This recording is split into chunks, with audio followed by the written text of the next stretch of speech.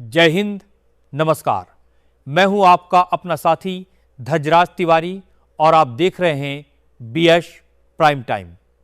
आज की ये रिपोर्ट देश के लाखों ईपीएस 95 पेंशन भोगियों, कर्मचारियों और उनके परिवारों से जुड़े एक बेहद महत्वपूर्ण विषय पर आधारित है। पिछले कई वर्षों से न्यूनतम पेंशन बढ़ाने, महंगाई राहत, बेहतर चिकित्सा सुविधाओं और सामाजिक सुरक्षा को मजबूत बनाने की मांग लगातार उठ रही है। इसी बीच संसद, कर्मचारी संगठनों और संबंधित मंत्रालयों में इस विषय को लेकर चर्चा तेज हुई है।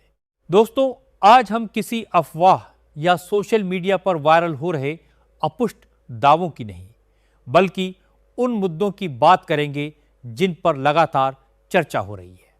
ये बीजीपी बात करते हैं। यदि आप हमारे चैनल पर पहली बार आए हैं तो चैनल को सब्सक्राइब कर लीजिए। वीडियो तो आप देखते हैं लेकिन सब्सक्राइब नहीं करते। सब्सक्राइब करेंगे तभी तो आप अपडेट रहेंगे।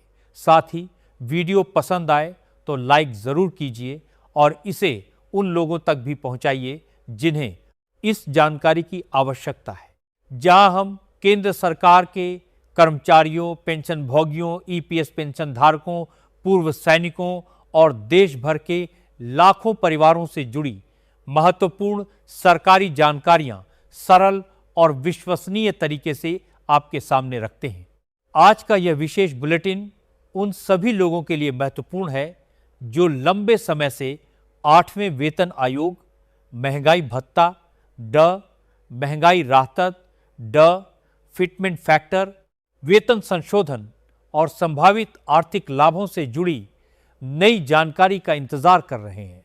पिछले कुछ समय से सोशल मीडिया और इंटरनेट पर इन विषयों को लेकर कई तरह के दावे किए जा रहे हैं। कहीं कहा जा रहा है कि 8वें वेतन आयोग की रिपोर्ट पूरी तरह तैयार हो चुकी है, तो कहीं यह दावा किया जा रहा है कि कर्मचारियों की न्यूनतम बेसिक सैलरी में बड़ी बढ़ोतरी तय हो गई है। कुछ जगहों पर भारी भरकम एरियर मिलने की भी बातें कही जा रही हैं। ऐसे माहौल में सबसे जरूरी है कि अफवाह और आधिकारिक जानकारी के बीच अंतर समझा जाए। फिलहाल उपलब्ध जानकारी के अनुसार 8वां वेतन आयोग विभिन्न मंत्रालयों, सरकारी विभागों, कर्मचारी संगठनों और पेंशन भोगी संगठनों से सुझाव प्राप्त करने की प्रक्रिया में है। आयोग का उद्देश्य केवल वेतन बढ़ाना नहीं, बल्कि ऐसी व्यवस्था तैयार करना है जो बढ़ती महंगाई, आर्थिक परिस्थितियों और सरकारी वित्तीय संतुलन को ध्यान में रखते हुए व्यावहारिक साबित हो। सबसे बड़ा सवाल यही है कि आयोग की रिपोर्ट कब आएगी। इस संबंध में अभी तक केंद्र सरकार की ओर से कोई आधिकारिक तारीख घोषित नहीं की गई है। इसीलिए सोशल मीडिया पर वायरल होने वाली संभावित तारीखों या दावों को अंतिम सत्य नहीं माना जा सकता। आयोग अपनी समीक्षा पूरी करने के बाद रिपोर्ट सरकार को सौंपेगा, जिसके बाद सरकार उसका परीक्षण करेगी और आवश्यक होने पर कैबिनेट स्तर पर निर्णय लिया जाएगा। अब बात करते हैं फिटमेंट फैक्टर की। कर्मचारी संगठनों की मांग है कि नया फिटमेंट फैक्टर ऐसा तय किया जाए जिससे कर्मचारियों की वास्तविक आय में स्पष्ट सुधार दिखाई दे। उनका कहना है कि लगातार बढ़ती महंगाई को देखते हुए केवल महंगाई भत्ता पर्याप्त नहीं है, बल्कि बेसिक वेतन में भी प्रभावी संशोधन आवश्यक है।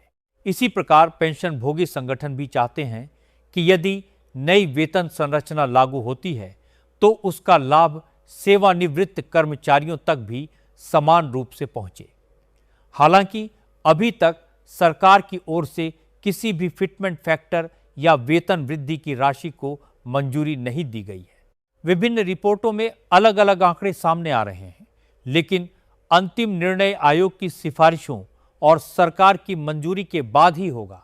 यदि भविष्य में बेहतर फिटमेंट फैक्टर लागू किया जाता है तो उसका सीधा प्रभाव कर्मचारियों की बेसिक सैलरी पर पड़ेगा और उसी आधार पर पेंशन में भी संशोधन संभव हो सकता है। अब बात करते हैं एरियर की। सोशल मीडिया पर कई बार दावा किया जाता है कि कर्मचारियों और पेंशन भोगियों के खातों में लाखों रुपए का एरियर आने वाला है। लेकिन वास्तविकता यह है कि एरियर तभी बनता है जब सरकार किसी नई वेतन व्यवस्था को पिछली प्रभावी तिथि से लागू करने का निर्णय लेती है। फिलहाल इस संबंध में कोई आधिकारिक आदेश जारी नहीं हुआ है, इसीलिए किसी निश्चित राशि या समय सीमा का दावा करना सही नहीं होगा। दोस्तों, आजकल कई वीडियो और पोस्ट में अलग अलग तारीखें बताकर कहा जाता है कि अमुक दिन से नई सैलरी मिलेगी या आयोग की रिपोर्ट जारी हो जाएगी। ऐसे दावों पर भरोसा करने से पहले यह अवश्य जांच लें कि संबंधित जानकारी किसी सरकारी मंत्रालय, आधिकारिक वेबसाइट या अधिकृत प्रेस विज्ञप्ति में उपलब्ध है या नहीं। यदि आपको हमारी जानकारी उपयोगी लग रही है तो वीडियो को लाइक करें और न्यूज़ बुलेटिन चैनल को सब्सक्राइब जरूर करें, ताकि कर्मचारियों और पेंशन भोगियों से जुड़ी हर महत्वपूर्ण अपडेट सबसे पहले आप तक पहुंच सके।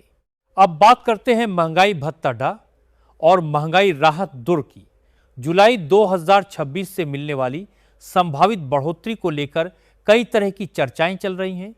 उपलब्ध आर्थिक संकेतकों और उपभोक्ता मूल्य सूचकांक के आधार पर विशेषज्ञों का मानना है कि महंगाई में हुए बदलाव का असर अगली डीए और डीआर दरों पर दिखाई दे सकता है। लेकिन यह ध्यान रखना जरूरी है कि जब तक सभी आधिकारिक आंकड़ों की समीक्षा पूरी नहीं हो जाती और केंद्र सरकार अंतिम निर्णय नहीं लेती, तब तक किसी भी प्रतिशत को निश्चित नहीं माना जा सकता। यदि भविष्य में नई दरों की घोषणा होती है तो उसका लाभ नियमों के अनुसार कर्मचारियों और पेंशन भोगियों दोनों को मिलेगा। अब बात करते हैं पेंशन भोगियों के लंबित मामलों की। देश भर में कई पेंशन भोगियों को पेंशन निर्धारण, संशोधन या भुगतान में देरी जैसी समस्याओं का सामना करना पड़ता है। ऐसे मामलों के समाधान के लिए समय समय पर पेंशन अदालतों और विशेष सुनवाई कार्यक्रमों का आयोजन किया जाता है, जहां संबंधित अधिकारी शिकायतों का निस्तारण के